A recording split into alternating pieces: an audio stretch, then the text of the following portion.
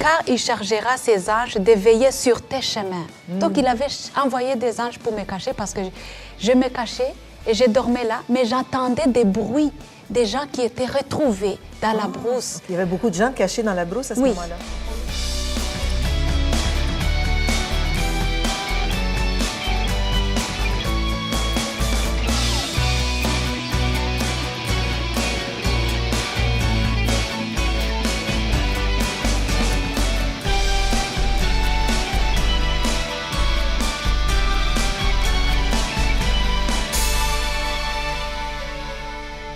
Bonjour et bienvenue à l'émission Réveil. J'ai avec moi une invitée toute spéciale. Son nom est Jojo Uwase. Jojo est originaire du Rwanda et en fait une survivante du génocide du Rwanda qui a eu lieu dans les années 94. Et elle est au Canada maintenant depuis 11 ans. Alors, on va écouter la suite de son témoignage. Mais juste avant, je crois, Jojo, que tu as un verset à nous lire. Oui, c'est le verset qui se trouve en Psaume 91, verset 9 jusqu'à 10, qui dit « L'Éternel est mon refuge. Si tu as fait du Très-Haut ton abri, aucun mal ne t'atteindra. Nul malheur ne t'approchera de la tente où tu demeures. » C'est vraiment, vraiment un beau résumé de ce que tu as vécu pendant ce temps de guerre qui a duré 3 mois, je crois, au Rwanda. Oui. Et a commencé en avril. Et 3 semaines plus tard, tu t'es retrouvé chez un homme qui t'a pris en charge dans le sens avec tes frères et tes sœurs. Non. Non? J'étais seule quand il m'a... Ah, c'est ça, tu étais seule, OK. Oui, mais mes frères et sœurs, ils étaient restés là où je les avais laissés, mais chacun a pris sa route. Sa route, OK. Oui. Alors, passe ton témoignage de là. Tu étais avec cet homme qui était un Arabe et qui t'a caché. Oui, il m'avait demandé d'aller me cacher dans la brousse et puis pour que je puisse m'arranger là-bas et que je vienne demander à manger le soir, mais la nuit. La nuit. Au milieu de la nuit, pour que personne ne me voie. Parce que si quelqu'un allait me voir, il allait me tuer et tuer ces gens-là qui me donnent à manger. Ah, OK. Oui. Alors, toute la journée, tu te cachais dans la brousse, dans les bananiers, je crois que tu m'as dit tantôt. Oui, et puis c'était un endroit où on cachait, c'était comme une poubelle, où on jetait la saleté. Et puis, c'était comme un endroit où ils jetaient de la saleté. Quand je suis arrivée là, je me suis endormie comme un bébé. Ah. Et pourtant, on était en train de me chercher partout, parce que là où j'étais avant, là où on était venu me chercher dans la maison, qu'on ne m'a pas trouvé justement, que je me suis sortie après. Quand je suis allée chez l'Arabe, il m'a demandé d'aller me cacher là et c'est là où j'ai dormi. Le lendemain, ils sont allés chercher des prisonniers parce qu'ils ne m'avaient pas trouvé dans la maison où j'étais. Alors, ils me cherchaient partout dans la brousse. Ville. Oh, dans la brousse. Dans la brousse. Oui, oui. Alors, à ce moment-là, je me suis endormie sur cet endroit là où on jetait la poubelle et je me suis endormie comme un bébé. Alors, c'est là où j'ai vu que vraiment le Seigneur avait envoyé des anges pour me cacher, comme dit dans la parole de Psaume 91 et 11 jusqu'à 12. Car il chargera ses anges de veiller sur tes chemins. Donc, il avait envoyé des anges pour me cacher parce que je me cachais et je dormais là, mais j'entendais des bruits, des gens qui étaient retrouvés dans la brousse. Okay. Il y avait beaucoup de gens cachés dans la brousse à ce moment-là. Oui, on les a retrouvés, mais moi, on ne m'a pas retrouvée. Comme dit la parole, que 1000 tombera de tes côtés et des milliers à ta gauche, et 10 milliers à ta droite, mais tu ne seras pas atteint. Je n'ai pas été atteint parce qu'il avait envoyé des anges pour me cacher. Oui. Alors, tu as dormi longtemps là? J'ai passé la nuit et j'ai passé la journée à dormir. Mais j'attendais de loin des cris. Alors, les gens qui étaient trouvés étaient tués sur le champ? Les gens qui étaient trouvés étaient tués directement. Okay, directement. Oui. Alors, qu'est-ce que tu as fait quand tu t'es réveillée? Quand je me suis réveillée à cause des dames qui... Parce que là, il y avait un petit sentier qui menait justement directement là où j'étais. Alors, les femmes, je les ai entendues parler. « Oh, ce chemin, ça mène jusqu'à là où on a cherché la fille. » C'était des Hutus, ces femmes? C'était des Hutus. Alors, j'ai entendu ça et j'ai sauté la clôture et je suis allée, je me suis trouvée, parce que chez le monsieur, l'Arabe, je ne connaissais pas exactement l'endroit, parce que j'étais arrivée la nuit. Alors, la journée, j'étais à cet endroit, se cacher. Alors, quand j'ai entendu les femmes parler, j'ai sauté. Par-dessus la clôture du monsieur. Oui, de monsieur, mais je ne savais pas exactement où aller. Je me suis retrouvée dans le poulailler. Dans un poulailler? Dans un poulailler. OK. Mais les poules? Les poules sont restées calmes. Donc, ils sont restés là, calmes. C'est vraiment un miracle. C'est un miracle. Ils n'ont pas fait de son, de rien. Moi-même, je n'ai même pas réalisé que j'étais dans le poulailler. C'est après que j'ai réalisé que, oh mon Dieu, c'était dans un poulailler, puis il y avait des poules. Mais ils n'ont pas fait de bruit. Parce que s'ils allaient faire des bruits, ils allaient penser que j'étais là. Parce que ni les domestiques de ce monsieur, ils ne savaient pas que j'étais là, sauf le gardien. OK. Alors, qu'est-ce qui s'est passé? Alors, je suis restée là. Et quand les femmes sont parties, je suis retournée dans la poubelle. Dans la poubelle. OK. Oui. Alors, je suis restée là. Et c'est là où j'ai quitté pour venir chercher à manger, comme vers 2 heures du matin, chez l'arabe. Il m'a donné à manger, mais vite fait, et j'ai retourné dans mon abri. Okay. Tu as été combien de temps, là, près de cette maison à attendre? Alors, je suis attendue là-bas. Et chaque fois, je venais chercher à manger et j'ai retourné. Mais autour de moi, il y avait toujours des gens attrapés qui se faisaient tuer. Chaque fois. Alors, un bon matin, eux aussi, ils ont eu... Parce que le FPR commençait à attaquer la ville. OK, le FPR, c'est... Le FPR, c'était des Tutsis qui étaient chassés du pays, ça faisait des années. Okay. Qui vivaient dans les pays voisins. Pays voisins. Ouais. Alors, quand on a commencé à tuer les Tutsis, ils n'ont pas voulu continuer à entendre ça. Ils ont attaqué pour qu'ils puissent venir sauver. D'accord, le plus de Tutsis possible. Okay. Oui. Alors, ils commençaient à attaquer. Alors, ils lançaient des bombes et tout ça. Mais moi, je ne savais pas qu'ils étaient si forts parce que je ne connaissais pas, je ne savais pas. On vivait dans le milieu autour. Oui, OK. Alors, sinon, je pouvais rester là sans crainte. OK. Mais là, je suis restée là. Mais ce qui est vraiment miraculeux pour moi, c'est que de temps en temps, la toute première prière de ma vie que j'avais faite dans une maison où j'étais, ça a continué. J'ai continué aussi à prier, à parler à Dieu comme on parle à un ami. À un ami, okay. C'est ça. Comme on est en train de se parler. Alors, j'ai commencé à parler à Dieu. Vraiment, on est tous exterminés. Le Seigneur vient à notre aide, comme ça. Ça revenait dans moi. Alors, quand je suis restée là, je venais demander à manger. Alors, un bon matin, je suis venue chercher à manger. Les gens, ils étaient déjà partis. Alors, je me suis retrouvée seule. Seule. Plus rien, plus personne pour t'aider. Plus personne pour me donner à manger parce qu'ils avaient fermé la maison. Mais les poulaillers étaient toujours là. Ah bon? Alors, j'allais chercher les œufs. Crus. Et tu les mangeais crus? Crus. Ouf! Alors, qu'est-ce qui s'est passé? Alors, je suis restée là. Et puis, un bon matin, c'était un samedi, je n'oublierai jamais, c'était le 2 juillet. 2 juillet? Oui, 2 juillet, je me suis dit, je suis fatiguée parce que j'ai pensé que toute ma famille était tuée. Alors, comment est-ce que je vais vivre dans le monde Hutu? OK.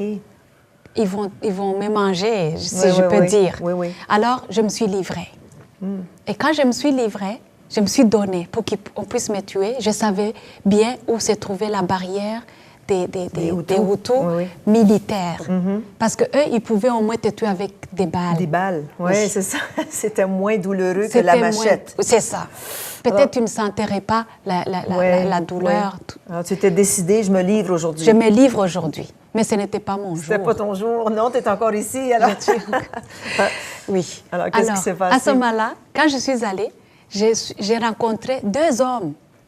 C'est pour cela que j'ai dit que ce n'était pas mon jour de me livrer, parce que ces 2 hommes-là, quand je les ai vus, j'ai eu peur. Ils avaient des machettes. Ouf. Alors, la peur que j'avais, je n'étais pas pour mourir, parce que si tu vas, tu te délivres, tu n'as pas le droit d'avoir peur. C'est vrai.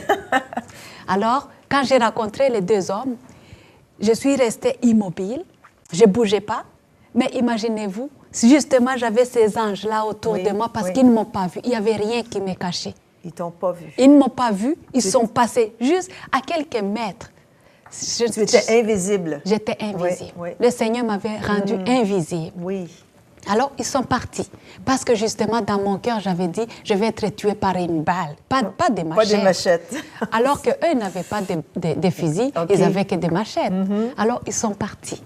Alors, j'ai eu peur, je suis retournée dans mon abri, chez l'homme là.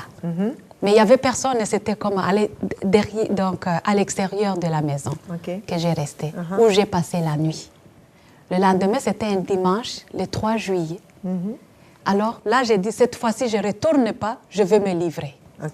Et quand je suis partie, justement, j'ai dit que c'était justement mon jour. Oui. Et ça tombe bien parce que c'était une journée de Dieu. Le dimanche. Un dimanche. Oui. Alors, quand je suis arrivée, le monsieur qui était en charge de cette barrière, qui était le chef, quand il m'a vue, il m'a frappée sérieusement. Sérieusement, il m'a demandé d'où tu viens et d'où tu vas. J'ai dit, je sais d'où je viens, mais je ne sais pas d'où je vais. Alors, il a dit, c'est pas possible. Une fille comme ça, qui ressemble comme ça, qui est toujours en vie, on pensait qu'on a tous, on les a tous, on les a tous terminés. Et comment tu es encore en vie? Alors, il m'a frappé. Il a dit, je ne veux même pas gaspiller ma balle, justement, alors que j'étais venue chercher ma balle. Tu voulais la balle? La balle. Alors, il a manqué un couteau parce qu'il disait qu'il va me tuer comme une chèvre, comme on tue une chèvre. Une chèvre, on la lève la peau tout doucement. C'est ça qu'il voulait me faire, mais il a manqué un couteau. Il manquait de couteau, il n'y avait pas le couteau. Il n'avait pas même une baïonnette, il n'en avait pas. Puis il est retourné chercher son couteau? Il est allé, il a ordonné, il a demandé qu'on me mette dans un trou qui était là.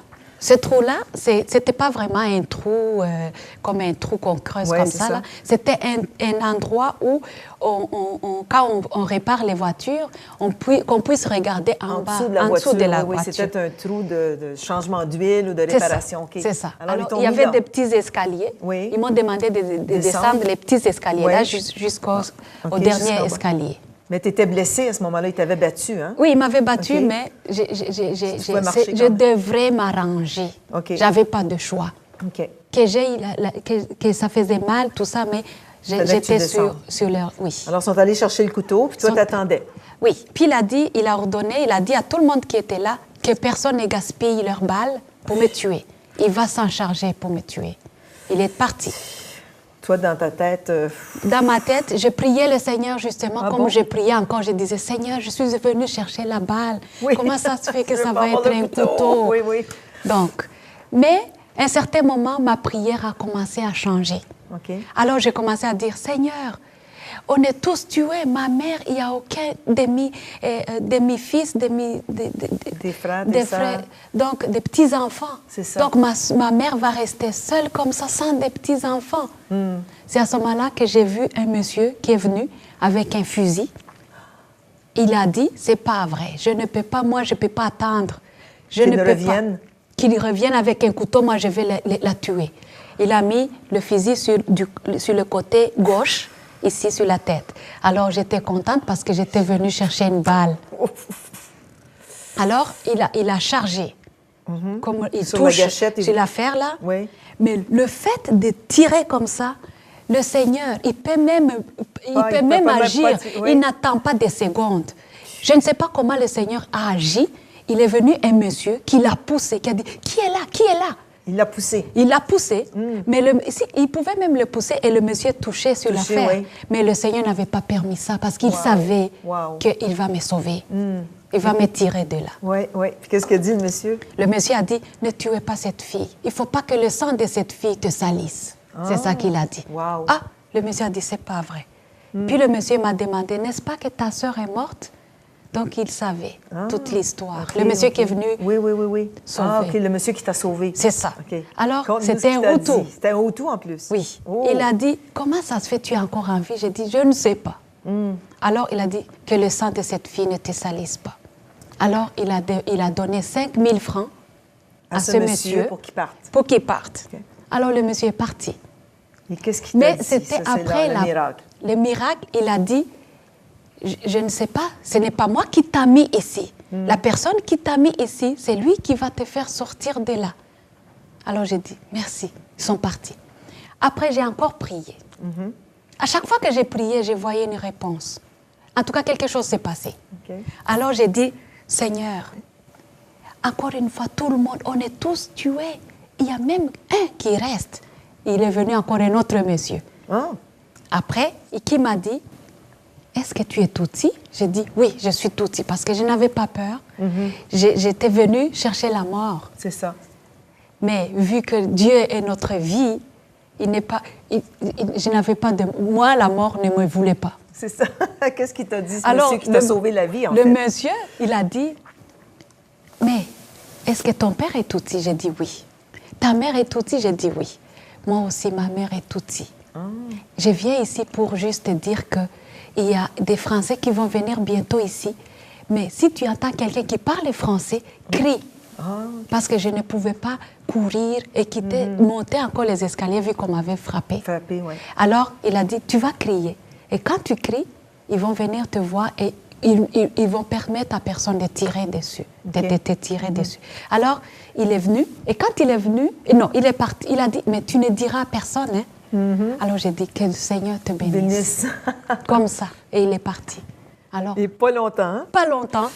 J'ai entendu les gens qui parlaient français et qui disaient « Dans 20 minutes, vous quittez la ville. Dans 20 minutes, vous quittez la ville. » Et j'ai crié. Justement, on m'a tendu la main, on m'a fait sortir de là et on m'a amené là où se trouvaient justement ces enfants-là. Wow! C'était des orphelins, que tu m'as dit, qui sortaient de cette ville. Oui, c'était des orphelins, des enfants qu'on a enlevés de leur maman. Pour les sauver. Pour les sauver. Leur maman était tuée sur les cadavres des mamans et on les mettait quelque part. OK. Oui, alors, ces Français sont venus chercher ces orphelins et tu as fait partie de ce groupe. De ce groupe ils nous ont remis à la terre des hommes. C'était ONG qui nous ont pris et qui nous ont amenés au Burundi. Wow. Oui. Et qu'est-ce qui est arrivé à la frontière? À la frontière. Arrivé à la frontière, moi, je me sentais comme si c'était un film. Hein? Oui. Je ne croyais pas être sauvée. OK. Moi qui étais venue chercher la mort, et je me trouve encore en vie, on est allé. Arrivé à la frontière, je ne voulais même pas regarder derrière, parce que je disais, je ne veux même pas voir ce pays-là. J'ai prié, j'ai dit, Seigneur, si je retourne dans ce pays, coupe-moi les jambes. Alors, en traversant la frontière, arrivé à la frontière, il y avait des douaniers, des Hutus. Des Hutus? Oui, qui pouvaient nous empêcher de sortir, d'entrer. De sortir ou d'entrer, oui. Alors, ces douaniers-là, au lieu de nous faire, ils nous ont eu peur quand ils nous ont vus. Ils ont dit, oh mon Dieu, où arrivent-ils les FPR? Et moi qui connaissais, qui n'avais jamais encore vu les FPR, j'ai dit, ils sont dans quelques mètres. Je les ai menti, mais tout de suite là, ils ont fermé les livres, ils ont comme si la barrière était ouverte pour tout le monde. Puis ils se sont sauvés, quoi. Ils se sont sauvés. Ils ne pouvaient même pas nous empêcher de sortir. Wow. On est sortis. Puis vous êtes rentrés au Burundi. En arrivant à la frontière du Burundi, j'attendais quelqu'un qui m'appelait. C'était ma sœur qui me suit pour la deuxième fois. Wow. C'est là qui a couru quand on a attrapé l'autre. Ah. Oui. C'était ta deuxième sœur que tu ne savais pas qu'elle était là? Que je ne savais pas qu'elle était en vie. Wow, quel miracle! Oui. Tu as dû la serrer dans tes bras. Hein? Je l'ai serrée dans mes bras. Wow. Et puis, on nous a amenés dans un orphelinat au Burundi, à Bujumbura. Oui, puis tu m'as dit aussi que rendu à Bujumbura, est-ce que c'est là que tu as retrouvé tes frères, tes demi-frères aussi ou non? Non, eux, ils sont restés au Rwanda. C'est plus tard quand je suis retournée au Rwanda. Ah, c'est là que tu les as retrouvés. Oui. Alors, tu as retrouvé toute ta famille, excepté pour ta sœur qui est morte. Ma sœur qui est morte, oui. Wow! Oui. Et qu'est-ce qui s'est passé au Burundi? Parce que c'est pas la fin de l'histoire, là. Non. Parce que tu connaissais pas Jésus. Tu connaissais pas Jésus. Le salut, rien Je connaissais pas qu'on pouvait recevoir Jésus dans nous. Mais je savais qu'il y avait Jésus et Dieu et Marie. Je savais ça. OK. Oui. Alors, arrivé au Burundi, on est allé à Bujumbura. La capitale du Burundi. Et puis, après, j'ai retrouvé une amie qui nous a accueillis chez elle. Alors, cette amie avait déjà reçu Jésus. Je connaissais sa petite sœur. Justement, c'est sa petite sœur qui était avec moi quand on s'est sauvés pour la première fois. Oui. Alors, sa grande sœur a vécu au Burundi. C'est elle qui nous a accueillis. Et puis, elle nous a amenés à l'église un bon dimanche. Et à l'église arrivée là, ils ont demandé aux gens qui veulent recevoir Jésus comme sauveur. Et moi, je ne savais pas qu'est-ce que ça voulait dire. Non. Mais moi, je pensais qu'ils voulaient dire qu'ils veulent remercier le Seigneur de ce qu'il a fait pour eux, dans leur vie. Alors, c'est comme ça que je suis allée devant pour remercier le Seigneur. Et j'ai pleuré, je me suis agenouillée et je suis rentrée à ma place. Et tu as fait la prière de repentance à ce moment-là? D'accepter Jésus, non? Moi, on dirait que ils ont fait répéter comme on fait d'habitude, la prière, mais je n'étais pas là. Moi, j'ai pensé que, Seigneur, je viens te remercier. J'ai retourné comme dans ma vie, dans ma vie passée. Alors tu es retournée à ta place à ce moment-là? À ma place. Et puis, le lendemain, ça n'a pas pris longtemps, le lendemain, une mère, une grand-maman est venue là où on habitait. Elle connaissait la maman là qui nous avait accueillis. Elle est venue pour parler à une fille qui est venue du Rwanda. La maman l'a accueillie, a dit oui, c'est vrai qu'il y a des filles ici qui viennent du Rwanda. A dit je veux parler à une. Alors c'était moi. Alors elle m'a dit le Seigneur t'aime beaucoup. Quand tu as passé à côté de moi à l'église hier, et directement Dieu m'a montré un film que chaque fois je vivais, chaque nuit, chaque fois que je dormais. Je te voyais, n'est-ce pas que tu as été à un endroit, sur une poubelle, et que tu as dormi comme un enfant. J'ai dit, mais oui, comment tu le sais? Elle a dit, attends, je vais te raconter, Dieu t'aime beaucoup. Il t'a sauvé, il t'a gardé. Entre ta main, tu as dormi comme un enfant, tu dormais comme ça, et puis entre ta main comme ça et ta face, il y avait la main de Dieu. Et autour de toi, il y avait des blindés et des chars, des anges. Alors, j'ai vu ça. Quand elle m'a dit ça, j'ai directement vu comment j'entendais de loin les cris des gens qui étaient tués. Alors, elle m'a dit, ta vie est dans Psaume 91. Toute Psaume 91, c'est ça ta vie. C'est ça que tu as traversé. Alors, le Seigneur t'aime beaucoup et il veut que tu retournes au Rwanda. J'ai dit non, c'est pas possible. Je ne peux pas retourner au Rwanda parce que je sais que c'est un Dieu qui écoute. J'ai dit à Dieu, Seigneur, si je retourne au Rwanda, coupe-moi les jambes. Alors, tu veux que Dieu me coupe les jambes? C'est ça. Alors, la maman a dit non, notre Dieu n'est pas comme ça. Toi, tu as prié comme un homme, mais lui, il va agir comme un Dieu. Amen. Puis là, qu'est-ce que tu vas faire? Est-ce que tu es retourné au Rwanda? Alors, j'ai dit, il a dit, le Seigneur veut que tu retournes au Rwanda et que tu ailles le servir. J'ai dit non. Parmi les prières que j'ai adressées à Dieu, j'ai dit, Seigneur, on est tous tués. Alors, ma mère, il n'y a même pas de petits-enfants qui lui restent. Alors, je ne peux pas servir le Seigneur parce que je savais que servir le Dieu, c'est être une sœur religieuse. Alors, les sœurs religieuses n'ont pas le droit d'avoir des enfants. Tu avais mal compris, mais finalement, tu es retournée au Rwanda? Je suis retournée au Rwanda, puis elle m'avait donné un cadeau de Bible. Et puis, elle m'avait demandé d'écrire autour que Jésus est la solution. Amen. Là, la guerre était finie, tu es retournée au Rwanda, tu as rencontré... Oui, quand je suis retournée au Rwanda, c'est à ce moment-là que j'ai reçu le Seigneur. Tu as reçu le Seigneur à 100% dans ta vie. Même aujourd'hui, je ne peux même pas reculer. Non, hein? Parce qu'il est tout pour moi. Il a été mon refuge, il m'a donné la vie. Amen. Et quel beau témoignage. Il est je tout sais, pour moi. Maintenant que tu es au Canada depuis 11 années, tu as 4 beaux enfants, des jumeaux, Armel et Axel, et aussi 2 enfants qui sont encore en Afrique, mais que miraculeusement, ils vont venir. Ils reviennent. Ils ont leur passeport canadien. Ils s'appellent Lisa et Luc, qui reviennent bientôt. Alors, merci Seigneur. C'est vraiment un très, très beau témoignage. Merci beaucoup de ce témoignage, Jojo. On apprécie beaucoup. Puis voyons comment notre Dieu est un Dieu miraculeux, un Dieu qui sauve. Et si vous n'avez jamais accepté le Seigneur Jésus dans votre vie comme Seigneur et Sauveur, comme Jojo l'a fait, elle le sert maintenant à 100%. Elle est à lui comme chrétienne, née de nouveau, ainsi que ses enfants. Alors faites-le aujourd'hui même. Si vous voulez répéter cette prière après moi. Seigneur Jésus, je viens devant toi aujourd'hui et je te demande pardon pour tous les péchés de ma vie. et je t'accepte comme Seigneur et Sauveur et je te donne toute ma vie. Prends-moi tel que je suis et transforme-moi.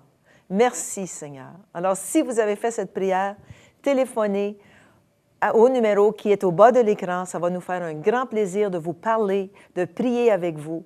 Et soyez abondamment bénis. On vous aime. Et encore une fois, Jojo, merci. Ça a été un plaisir pour nous de t'avoir sur l'émission Réveil. Et je vous souhaite une bonne journée et que le Seigneur vous bénisse. Excellent témoignage, Jojo. Merci beaucoup. Merci, Louise. Et, je suis avec Pasteur Denis Nkouti ici. Et c'est important de comprendre à la maison, là, que Dieu a un ange pour vous.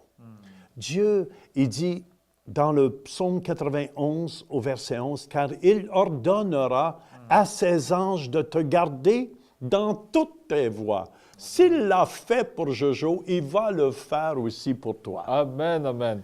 En tout cas, c'est la protection de Dieu qui l'a sauvé. Quand tu écoutes ce témoignage, combien pouvait être tué, combien pouvait avoir des difficultés, mais c'est comme si Dieu a ordonné à ses anges que celle-là, tu la gardes, celle-là, tu la protèges. Et c'est vraiment extraordinaire la protection de Dieu dans nos vies. Peu importe où on se retrouve, Dieu nous garde et nous protège. Amen. Ça, c'est bien important à la maison que vous compreniez cela. Dieu est là avec vous dans votre salon, dans votre cuisine. Il est là, puis il veut simplement vous toucher aujourd'hui. Il est là même pour guérir quelqu'un qui a des problèmes ici dans son dos. Jésus est là pour te guérir. Reçois ta guérison aujourd'hui. Fais simplement te bouger. Fais ce que tu ne pouvais pas faire. Et tu vas voir juste ici, à la droite, dans ton dos, et ça descendait en bas. Tu es guéri au complet. Ça, c'est ce Jésus qui t'aime. Amen. Et laisse-nous le savoir en téléphonant au numéro qui passe au bas de l'écran. Dieu est avec nous. Amen. Et dans ce témoignage, ça me bénit aussi de voir que Dieu entend la prière dans le désespoir, dans les moments où tu te dis il n'y a personne, il n'y a aucune issue, c'est fini. Mais tu cries du fond de ton cœur, Dieu t'entend. Et Pasteur Jean, ça m'a touché voir que dans ces moments de ténèbres où il n'y a plus d'espoir, tu pries et Dieu t'entend. Et Dieu vient te secourir. C'est extraordinaire. Et Dieu il est là pour vous aujourd'hui aussi. N'oubliez pas, Dieu est avec vous à la maison. Peu importe ce que vous passez à travers, Dieu est là et il vous aime. Il vous aime. Amen. Et il veut vous remplir aujourd'hui. Moi, je vous dis, soyez remplis de son amour. Amen. Visitez le site web centrereveil.com pour participer à nos services en direct. Pour un don mensuel de 20 $ ou plus, devenez partenaire de l'émission Réveil et recevez le DVD du mois. Vous pouvez faire vos dons en ligne avec Visa et Mastercard ou un chèque par la poste. Et nous apprécions votre soutien. Ton nom est grand et puissant. Tu es vainqueur. Oui, tu es vainqueur.